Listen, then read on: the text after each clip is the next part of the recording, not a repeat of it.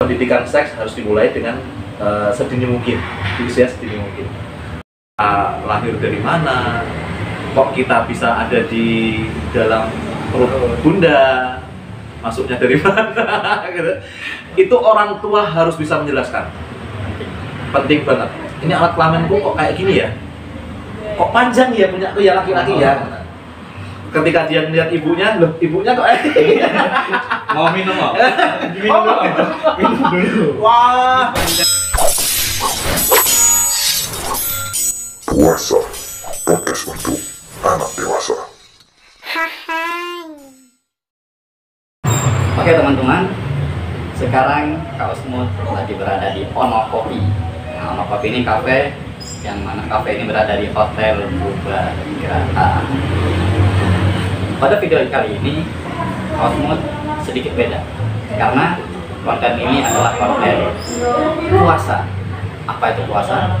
Podcast untuk anak dewasa. Yang belum dewasa, skip dulu ya, tonton video Kak Usmut yang lain, jangan sekarang, oke?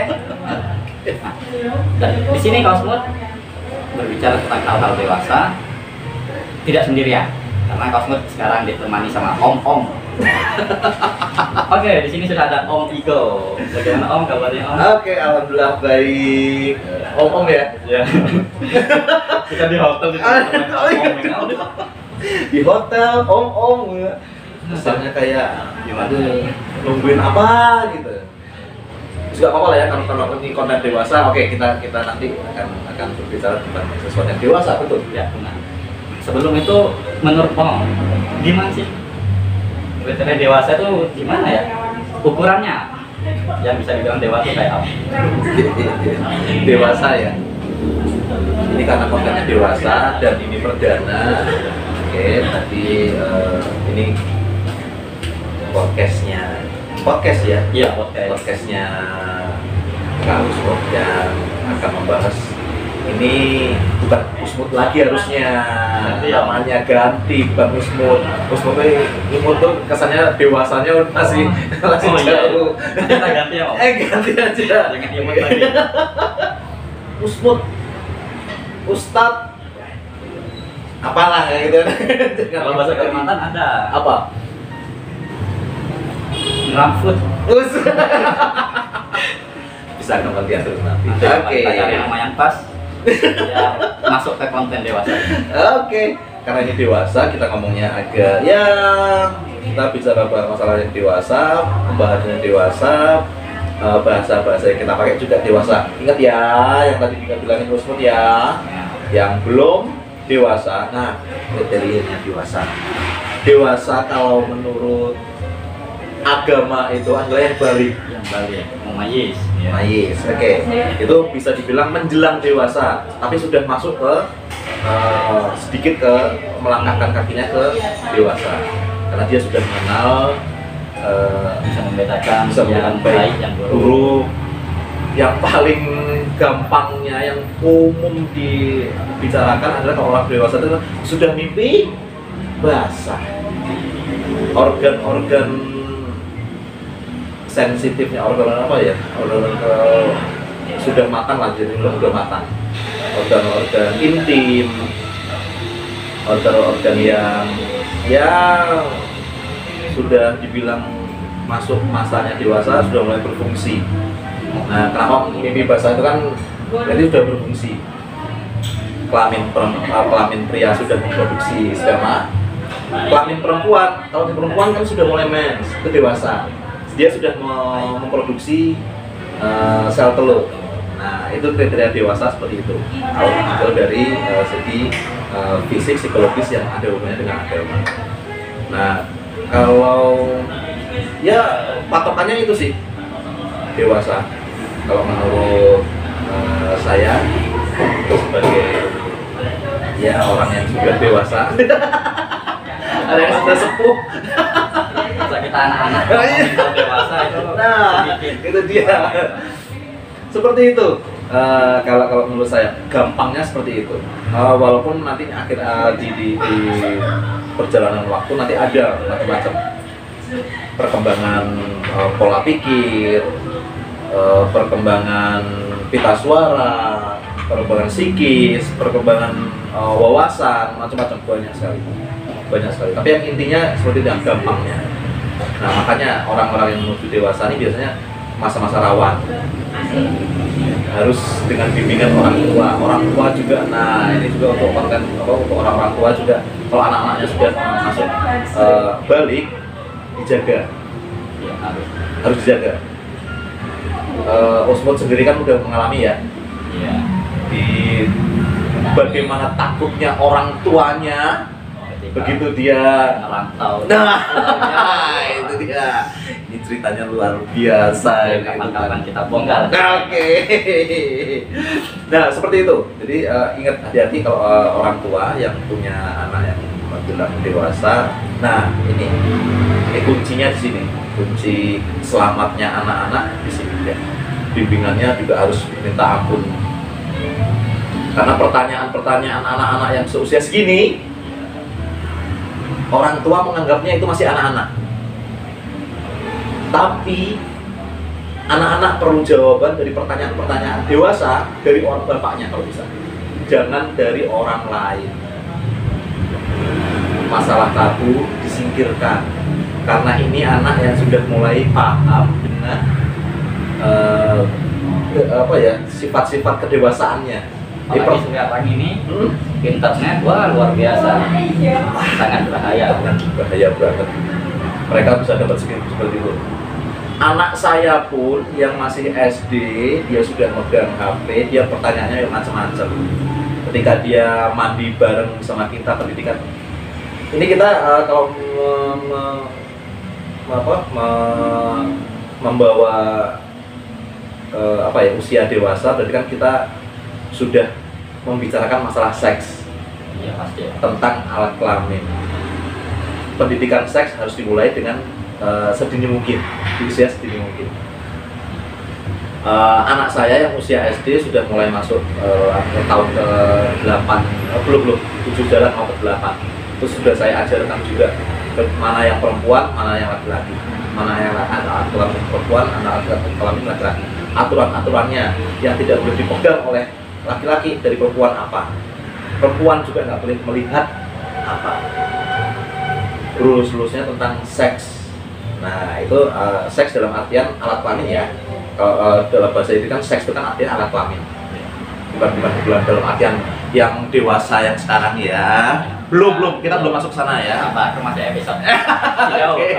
Kita yang kalau bisa dimulai sedini mungkin. Jadi pendidikan tentang seks itu supaya nantinya pada saat dia memasuki usia balik dan pertanyaan-pertanyaan itu nanti akan aneh-aneh. Kita lahir dari mana? Kok kita bisa ada di dalam perut bunda? Masuknya dari mana? Gitu. Itu orang tua harus bisa menjelaskan. Penting banget. Ini alat kelaminku kok kayak gini ya? Kok panjang ya punya tuh ya laki-laki ya? Ketika dia melihat ibunya, loh ibunya kok Mau minum nggak? Minum dulu. Wah, panjang sedotan ini. konten dewasa. Kita minum Bisa ngomong yang panjang-panjang, yang dipegang hitam lagi. Oke. Kita minum dulu ya. Nah. Ono kopi. Kopi.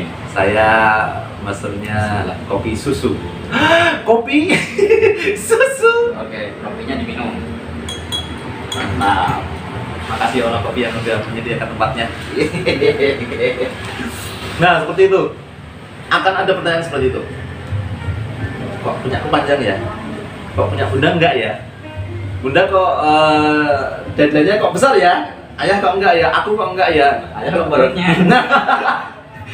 Ayah kok perutnya besar? Berarti di perutnya ayah ada bayi dong. Nah, ada pertanyaan seperti itu. Kita harus bisa menjawab. Jangan sampai anak mendapat jawaban dari orang lain, dari luar. Kuncinya itu, supaya nanti waktu anak itu akhir balik, dia tidak malu untuk berdiskusi tentang seks, tentang gimana.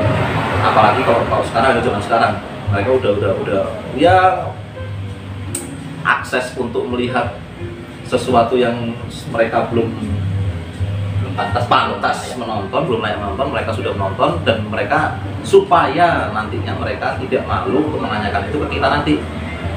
Dan kita harus berani berdiskusi tentang hubungan orang dewasa ini, hubungan seks yang orang dewasa ini. Kita harus bisa berdiskusi dengan anak yang balik. Jangan sampai anak yang balik ini mencari jawaban di luar selain orang tuanya. Itu bahaya banget, apalagi zaman sekarang ya. Hati-hati harus dijaga gitu ya, soalnya itu aset banget itu. Anak adalah modal orang tua untuk bekal di akhirat lah ya. Investasi terbesar kalau anak kita rusak, habis kita mau berapa. Anak itu bisa memasukkan kita ke surga, bisa juga mengantarkan kita ke neraka.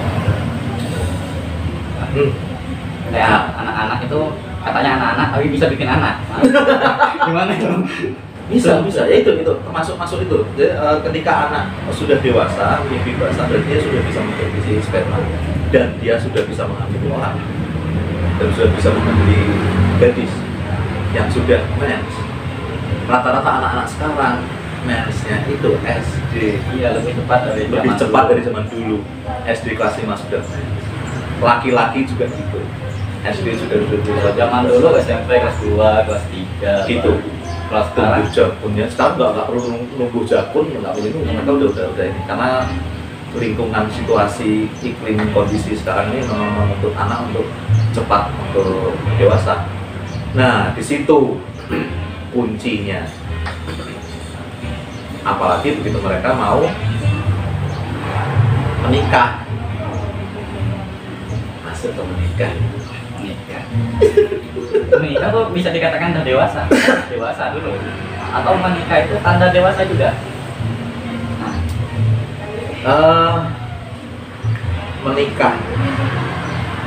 Menikah itu adalah konsekuensi dari jenjang manusia ketika dia udah dewasa. Konsekuensi Ya.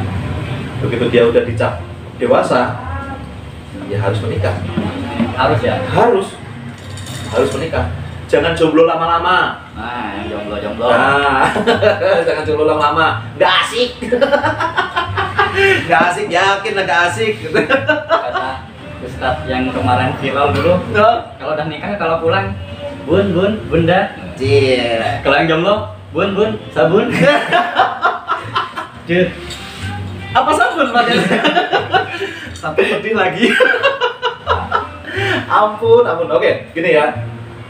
Tadi apakah dewasa harus menikah? Karena dewasa itu adalah konsekuensinya harus menikah. Ketika kita bukan berarti ketika anak-anak yang sudah akhir balik itu harus menikah, bukan di situ. Kunci dewasa menuju jenjang pernikahan ketika dia sudah mampu secara, ya itu tadi ya, kalau di agama ya secara finansial, agama juga dia mampu untuk membimbing, untuk menjadi imam. Nah, untuk mampu ya, mampu finansial, mampu spiritual, mampu mental, secara psikologis juga dia udah mampu. Oke, dia harus menikah.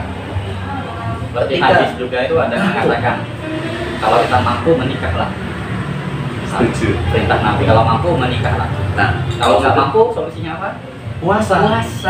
Oke. Iya, tidak. Sedap. Iya. Puasa kan beda, orang puasa sama nggak puasa beda loh. Beda ya? Sama kayak kita udah wudhu sama belum wudhu. Kalau udah wudhu mau kentut itu ditahan karena malas wudhu lagi. Oke. Nah sama kayak puasa, ketika puasa pengen maksiat, pengen apa ketahan, ada Filternya, ada filternya. Oke. Terasa ya? Terasa banget. Itu boleh dicoba. Nanti untuk teman-teman yang udah dewasa boleh dicoba. Yang nggak tahan, coba puasa. Puasa itu ada Betul. filter tersendiri. Ada kemampuan filter ya. Iya. Secara psikologis juga orang kalau berpuasa juga akan menahan diri akhirnya karena dia berpuasa. Nah, ketika dia mampu, dia menikah, harus menikah. Seperti Rasulullah itu ya. Bahkan yang menghalang-halanginya pun diancam sama Rasulullah. Ketika orang menghalang-halangi untuk ini kan bukan termasuk dalam Orang siapa yang tidak menyukai menyukai aku maka dia tidak masuk golongan. Mantap. Sadis. Sadisnya tuh coba Apa ya. kita ini? Nah, hebatnya itu tadi hebatnya institusi pernikahan tadi itu seperti itu tadi. Ketika mampu menikahlah. Bahkan yang menghalang-halangi pun diancam tidak masuk dalam golongan nabi. Berarti enggak belas tidak ada kesalahan. Karena bukan golongan. Mantap. Oke, tadi ya menikah harus menikah. Tujuan dari menikah itu sendiri apa? Om itu. Di sini banyak sekali anak-anak yang sekarang, ini anak-anak yang nonton ya, yang mau menjelang menikah, menjelang dewasa yang pacaran ya. Apalagi sekarang ada tren pacaran. Setiap kali aku tanya ketemu sama orang-orang yang udah pacaran, ngapain sih kalau pacaran? Jawabannya untuk lebih mengenal. Iya. Biasanya, aku enggak main itu. Untuk lebih mengenal. Katanya. Padahal di agama Islam sendiri untuk mengenal itu ada ta'aruf. caranya, ada ta'aruf. Caranya. Caranya yang lebih Yang elegan. Aku bilang lebih elegan. Lebih elegan karena dia menghormati sangat menghormati perempuan. Oh iya. Sangat menghormati perempuan. Karena untuk menikah itu apa ya? Perempuan itu harus benar-benar apa ya, belum akan lebih nikmat kalau belum tersentuh, akan lebih nikmat. Saya juga udah mengalaminya, mungkin Usmu juga mengalami, akan jauh lebih nikmat. Kenapa kok saya jauh lebih nikmat? Banyak teman-teman saya, teman-teman kita juga banyak kan yang ya pacaran, melakukan seks bebas, padahal itu belum layaknya mereka lakukan. Karena hubungan seks itu harusnya dilakukan di institusi pernikahan, bukan di institusi pacaran. Kayak pajak pinang. Nah, Harusnya pinang pajak. pinang Dipinang dulu baru dipajak. bukan panjat pinang, oke? Nah, kebanyakan orang itu nyobain dulu, gitu. Emang kita sepatu, ya, mau dibeli dicoba dulu. Pakai kaos kaki enggak? Walaupun pakai kaos kaki, kalau yang namanya manusia, dia udah cacat, udah tergores. Ya, oke. Perempuan itu ibarat uang koin emas. Kalau dia sudah tergores, nilainya sudah turun jatuh. Kalau laki-laki, yes, nggak masalah, nggak akan ada bedanya kan, Enggak nampak ya. nggak kelihatan. Dan kita laki-laki itu paling pintar bersandiwara. Wah. Jadi pura-pura dia nggak pernah melakukan, tapi mereka pura-pura melakukan, segala macam. Guys, kumbal lah, laki-laki terus kumbal, wes gitulah ya, ingkar janji mau, wah iya deh aku janji, kita melakukan ini, tapi nanti aku mau deh tanggung jawab. Alah, Laki-laki ya. laki-laki kayak gitu, makanya aku nggak suka sama laki-laki. Iya, kita sukanya sama cewek. Yang kita bahan ya. Om-om. Kan belanja om-om ini. Udah perut gendut, kepala gundul, di hotel. Lain nggak di hotel. Nah, oke. Jadi seperti itu. Jadi hati-hati ya kita begitu ini, jangan, perempuan juga harus punya prinsip dalam pacaran. Kita harus jaga batas. Karena laki-laki itu paling bisa meluluhkan perempuan, itu paling bisa. Hati-hati ya perempuan ya, hati-hati ya dengan janji-janji laki-laki ya, hati-hati ya. Harus bisa jaga diri, kalian harus bisa jadi ratu, kalian harus bisa jadi ratu Inggris. Ratu Inggris, tahu Ratu Inggris, Ratu Elizabeth? Iya. Tahu? Bisa nggak sembarangan orang salaman sama dia? Bisa, karena dia ratu. Dan untuk bersalaman sama beliau juga kita harus dapat undangan dari beliau sendiri. Luar biasa kan? Tapi perempuan sekarang banyak yang mengundang. Nah, ini gimana ya? Ya itu makanya hati-hati. Kembalinya ke orang tua lagi. Orang tua harus mendirikan pondasi yang kuat bahwa perempuan itu harus, apalagi yang punya anak perempuan ya, itu harus diajari. Prinsipnya adalah kalau belum menikah jangan sekali-kali ngumbar apa ya? Ya ngumbar barangmu itu. Barangmu itu bukan milik umum. Oke? Laki-laki yang berhak untuk menggaulimu, yang berhak untuk menggarap sawahmu, istilahnya gitu ya. Kan ya, ada pakai istilah apa? Itu ada ladang ya. Nah, ladangmu. Yang boleh menggarap ladangmu adalah laki-laki yang harus sudah berjanji sama Allah. Janjinya sama Allah pakai apa? Akad ijab kabul. Walaupun di situ nggak ada apa kata-kata saya berjanji atas nama Allah, nggak ada ya. Hanya langsung saya terima nikahnya ini binti ini dengan mas kawin sepakat alat sholat dibayar tunai dibayar tunai. Nah, itu janji laki-laki kepada Allah untuk sepenuhnya merawat, menafkahi, wah segala macam lah tuan. Perempuan itu yang berhak menggarap ladangmu. Jangan diumbar. Kalau belum mengucap janji sama Allah, jangan diumbar. Karena cowok paling seneng, paling jago sekali. Aku tanggung jawab, guys. Aku tanggung jawab sih. Ya, oke, kita melakukan yuk. Ayolah. Dikit aja lah, Jalil. Dikit aja lah. Iya sekarang sedikit, besok banyak, gitu ya. Begitu banyak yang ngomong, kamu mau tanggung jawab enggak nanti kalau terjadi sesuatu? Mau tanggung jawab? No, tanggung jawab itu di akhir, bukan di awal. Ingat ya, tanggung jawab itu di akhir, bukan di awal. Mereka harus berani dulu menjamin hidupmu untuk menggarap ladangmu. Ya, jangan dianggap ladangmu itu mahal. Mahalnya, iya. Semahal apa? Mau nggak ladangmu tetap beli 2M? Mau ya? Mungkin banyak yang mau, tapi berarti ladangmu itu cuma seharga 2M. Padahal ladangmu itu mahal banget.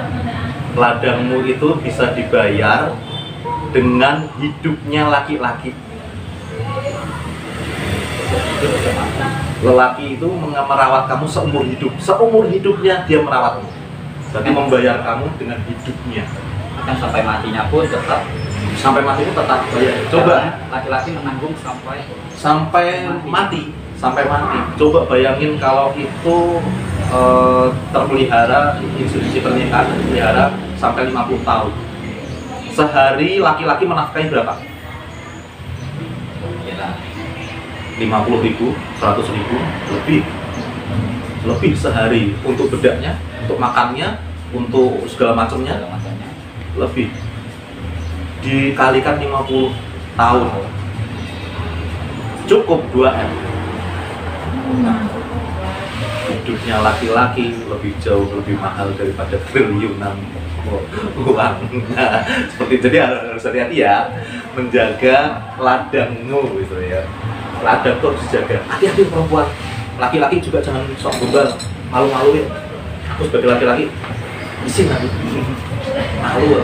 Nah, harus hati dulu. Nah, itu kedewasaan diperlukan di situ. Ketika kita menyikapi hasrat kita tentang ya kita nggak munafik ya.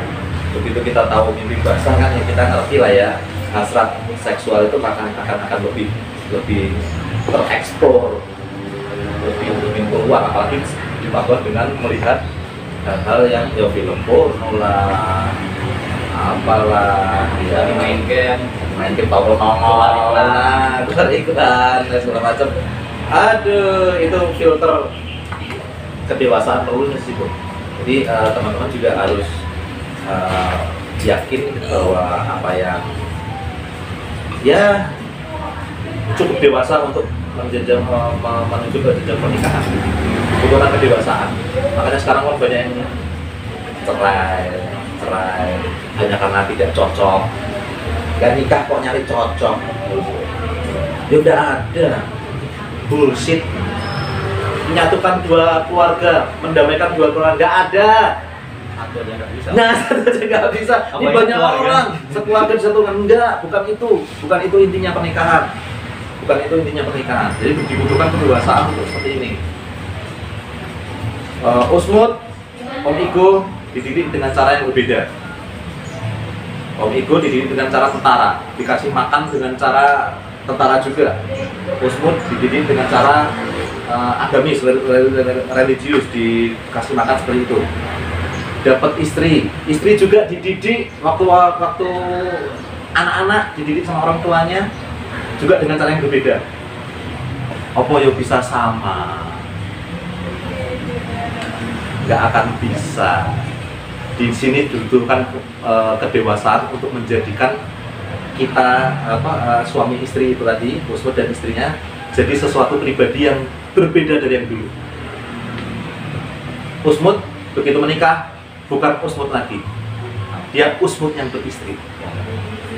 Istri juga bukan istri yang dulu lagi, ini itu istri yang bersuami, beda. Jadi harus berubah, harus saling mengerti, harus saling menerima kekurangan, mensyukuri kelebihan. Kalau suami marah, istri harus jadi peredam. Begitu pula sebaliknya, suami capek, istri yang harus memulihkan kebugaran suami.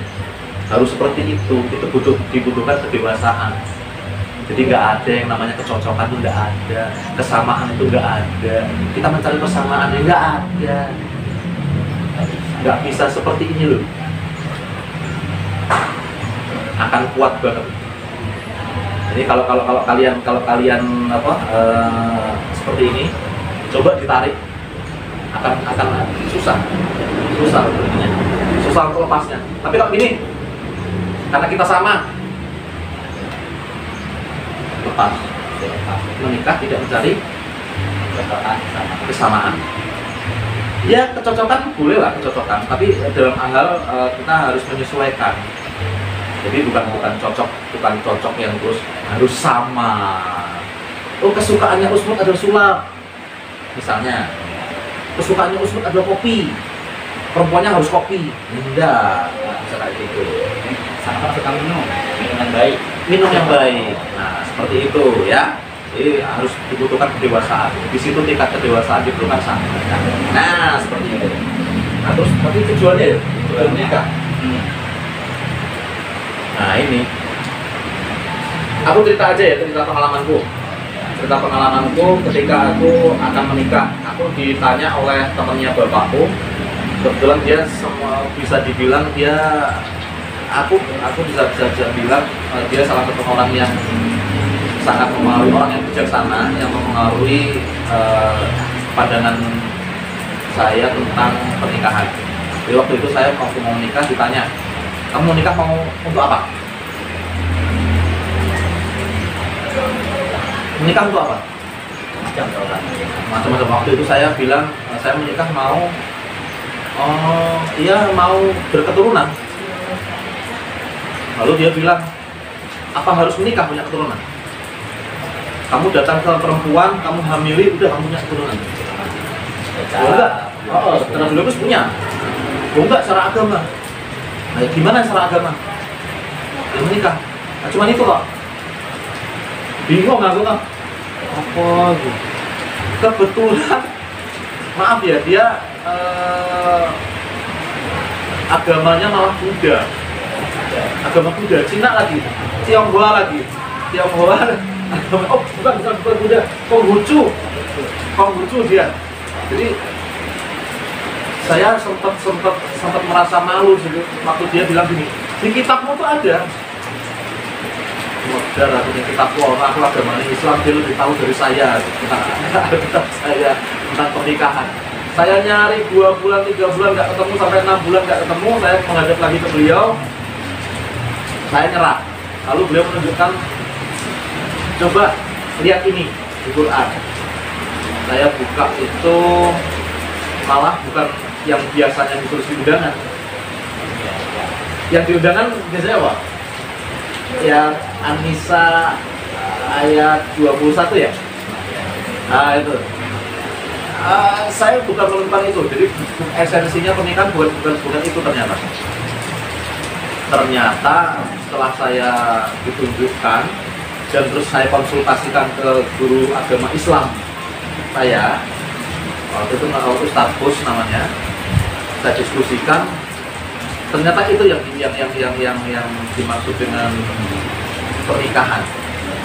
Jadi pernikahan itu membuat kita menjadi manusia seutuhnya, yang sempurna, manusia yang sempurna. Nah, kalau sempurna, apakah saya tanpa istri juga tak sempurna? Tanpa istri sempurna. Kalau orang awam itu bilang sempurna ya, sempurna, punya kaki, punya tangan, punya segala macam, fisiknya lengkap.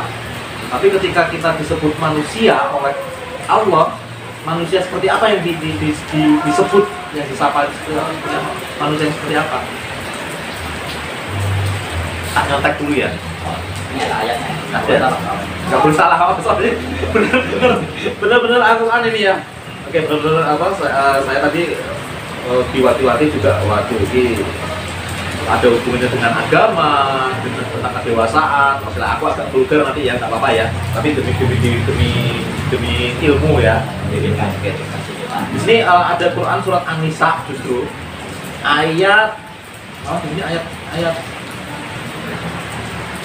1. Wahai manusia, bertakwalah kepada Tuhanmu yang telah menciptakan kamu dari diri yang satu, yaitu Adam, dan Allah menciptakan pasangannya Hawa dari dirinya. Adam tercipta, begitu Adam tercipta, Allah menciptakan Hawa dari dirinya. Berarti Allah mencuil sedikit dari bagian dari laki-laki untuk menciptakan Hawa. Kalau zaman sekarang puisi itu kan, aku tercipta dari tulang rusukmu. Perempuan tercipta dari tulang rusuk pria. Dari sini. Ini nggak lengkap berarti. Nggak lengkap. Laki-laki itu tidak lengkap. Bukan manusia seutuhnya laki-laki tanpa perempuan. Begitu Allah menyapa dalam ayat ini, menyapa, hai manusia, itu manusia yang sempurna, yang sudah menikah. Yang baru menikah, nggak hai. Nggak hai. Ayat ini setiap Jumat dibaca sama khotib ayat. Iya ya. Iya. Ya ayuhanna sutraku rabbakumul ladzi khalaqakum min nafsin wahidah wa khalaqa minha zawjaha. Jalan sirawan tercipta dari satu. Nah, tercipta dari satu. Dari satu diciptakan dicuil. Berarti kita cuil. Laki-laki cuil. Tidak sempurna, tidak utuh. Begitu dia menikah, dia jadi satu utuh. Makanya istilahnya menikah itu menyempurnakan agama. Aku setuju banget menyempurnakan agama. Karena kalau sendiri belum sempurna. Nah, itu dia, belum sempurna. Bahkan dalam ibadah pun begitu menikah, kita jadi jamaah kan? Jamaah. Jadi bukan hanya kita seperti halnya sholat, bukan hanya kita sholat sendiri, kita udah ada makmumnya. Bukankah pria itu adalah imam bagi perempuan? Perempuan makmumnya. Semakin baik imam, semakin banyak makmumnya. Kode. Imam sholat, Imam sholat, oke. Jadi kalau makmumnya banyak, berarti makmum suka sama imam. Kalau banyak masjid, ini bukan imam di sini, jadi imam di sini nggak sesuai sama makmum. Wah, jadi makmumnya pindah semua. Nggak senang. Jadi memilih imam tuh paling penting untuk sebuah masjid. Nah, ini bisa memakmurkan masjid. Itu bisa prinsip seperti itu bisa dimasukkan ke hubungan keluarga. Bisa. Iya. Bisa dimasukkan. Karena itu tadi imam yang baik adalah menjadikan makmum juga akan menjadi baik juga, akan menjadi nyaman juga, akan menjadi banyak. Satu. Tidak mampu satu. Oh iya. Perintahnya 2 dulu. Nikahnya oleh mau 2, 3, 4. Ini nggak berarti sampai situ. Kalau mampu, Ada lanjutannya. Kalau kamu tidak mampu, kawan. Tapi tetap diperintahkan untuk satu. betul. Bukan jomblo. Jangan. Diperintahkan Jomblo. Cepetan nikah. Cari pasangan, oke? Tidak banyak ibaratnya ya. Oke. Nah, seperti itu.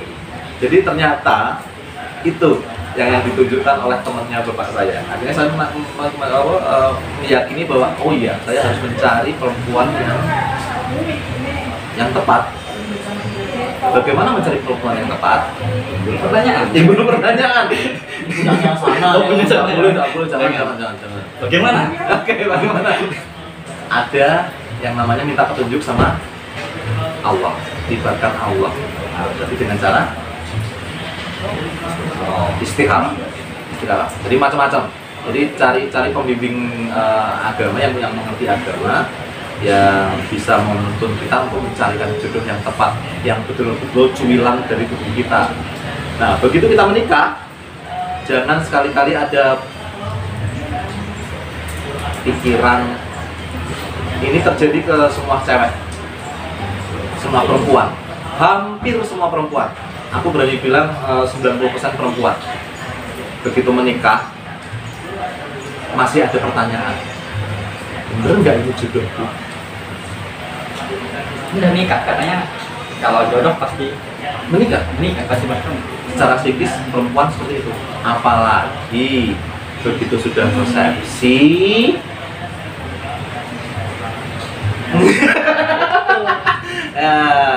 ini ke malam pertama biasanya di situ perempuan juga masih menanyakan, ini benar-benar suamiku. Ya Allah, ini benar-benar suamiku. Bayangin, tuh, jangan ada pertanyaan itu.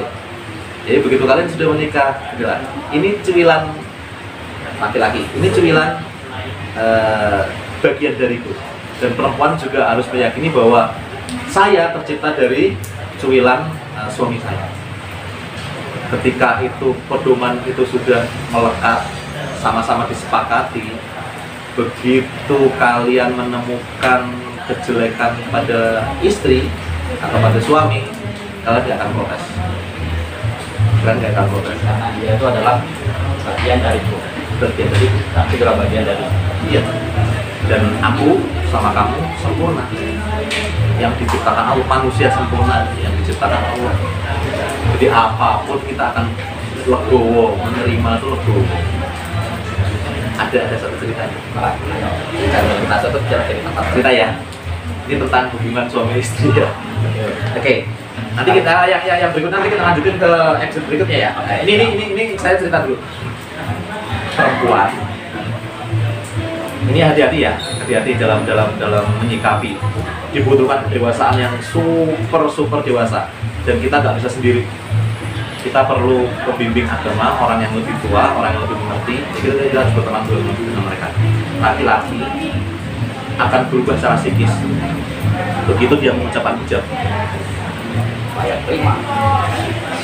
Begitu ada saksinya ngomong sah, itu pikiran laki-laki akan berubah di situ. Karena dia, waduh, aku udah beristri, aku udah punya istri yang harus aku nafkahi, yang harus aku rawat. Aku jadi pengganti orang tuanya. Dosa yang dulunya ditanggung orang tuanya sekarang jadi tanggung jawabku sebagai seorang suami.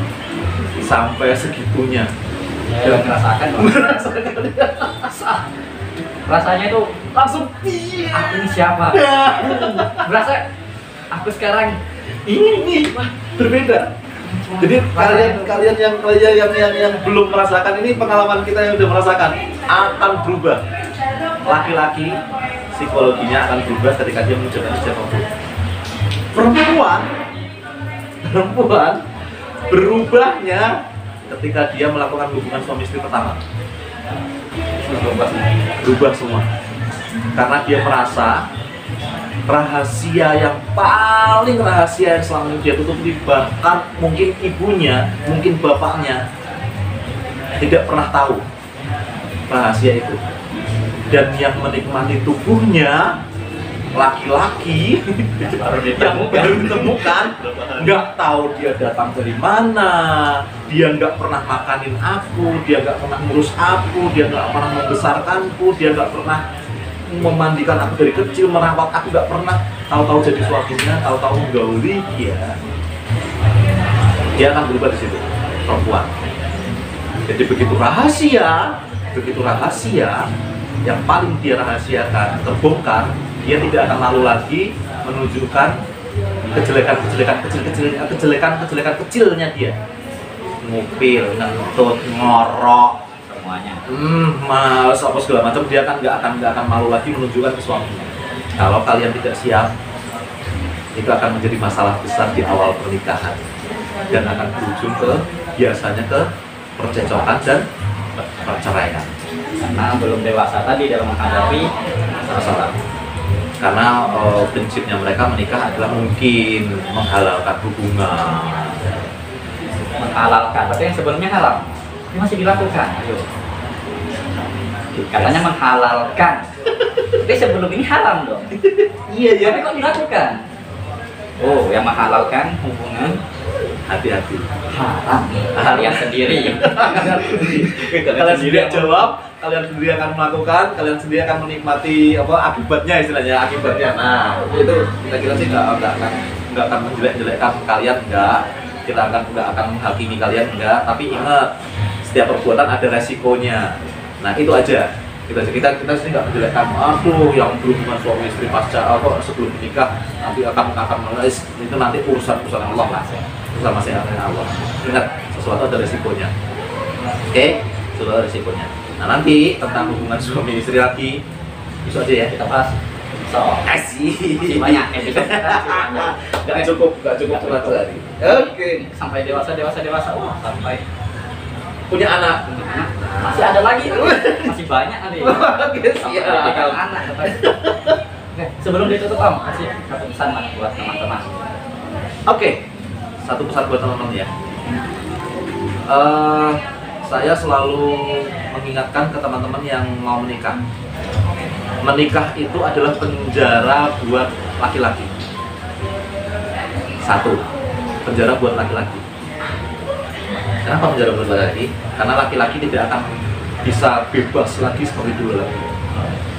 Dia akan terikat dengan istrinya. Cincin ini pengikat. Tetapinya,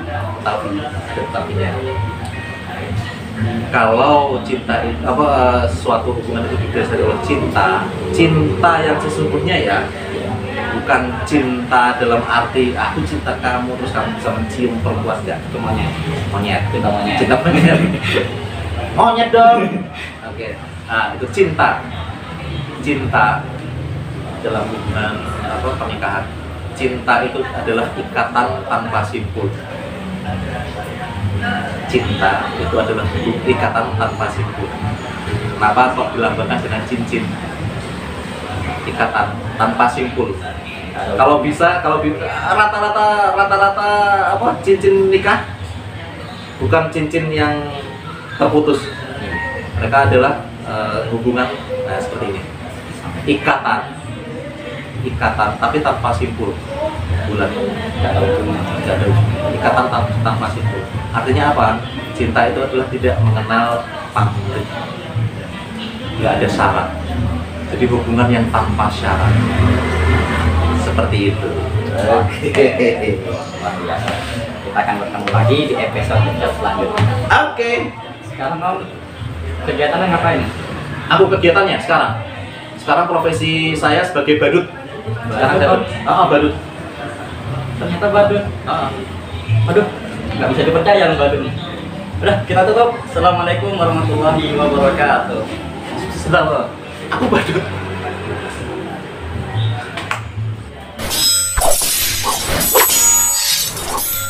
Puasa, podcast untuk anak dewasa.